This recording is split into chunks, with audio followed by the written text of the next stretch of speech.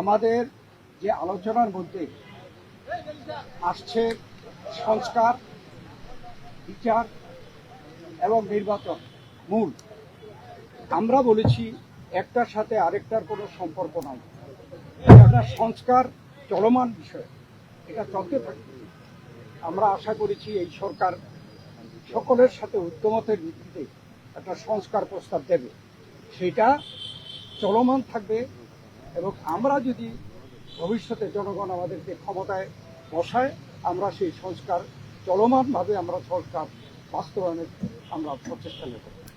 আর মামলাগুলোর ব্যাপারে বাংলাদেশ জাতীয়তাবাদী দলের আমাদের দেশনেত্রী বেগম খালেদা জিয়া, ভারপ্রাপ্ত চেয়ারম্যান তারেক রহমান থেকে শুরু করে আমরা এবং সেই তৃণমূল পর্যন্ত আমাদের নেতা কর্মীরা সবচেয়ে বিক্ষুব্ধ।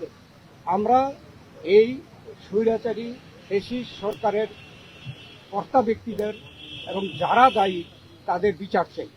অতএব আমরা তো বিচারের পক্ষে, তবে বিচার ব্যবস্থা যে স্বাধীন চাই, আমরা স্বাধীন বিচার ব্যবস্থা এই বিচার সম্পন্ন করবে।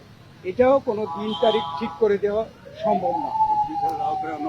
এবং আমরা বলেছি যে যেগুলো সম্পন্ন না হবে সেগুলো যদি বিএনপি ক্ষমতায় যায়, তাহলে বিচারের আওতায় এনে স্বাধীন বিচার ব্যবস্থার মাধ্যমে এই বিচার সম্পন্ন করা। বর্তমান রাজনৈতিক প্রেক্ষাপটে আমরা যা আন্দাজ করতে পেরেছিলাম তার উপরে ভিত্তি করে আমরা একটা লিখিত বক্তব্য নিয়ে এসেছি, এবং সেই লিখিত বক্তব্যটি আমরা মাননীয় প্রধান উপদেষ্টার সমিতিতে পেশ করেছি এবং সেই ভিত্তিতে আমরা আলোচনা করেছি। তার একটি সারাংশ আমি আপনাদের সামনে তুলে ধরতে চাই। বাংলাদেশে গণতন্ত্র উত্তরণের লক্ষ্যে বিএনপি প্রথম থেকেই একটি সুস্পষ্ট জাতীয় নির্বাচনী রোডম্যাপ দাবি করে আসছে। আপনারা জানেন যে আমরা এটা প্রকাশ্যভাবে দাবি করে আসছি। সুষ্ঠু, নিরপেক্ষ ও অবাধ নির্বাচন অনুষ্ঠানের উদ্দেশ্যে সরকারের নিরপেক্ষতা বজায় রাখার স্বার্থে বিতর্কিত উপদেষ্টাদের বাদ দিয়ে উপদেষ্টা পরিষদ পুনর্গঠনের জন্য আমরা দাবি জানিয়েছি। বিএনপির প্রতিটি নেতা কর্মী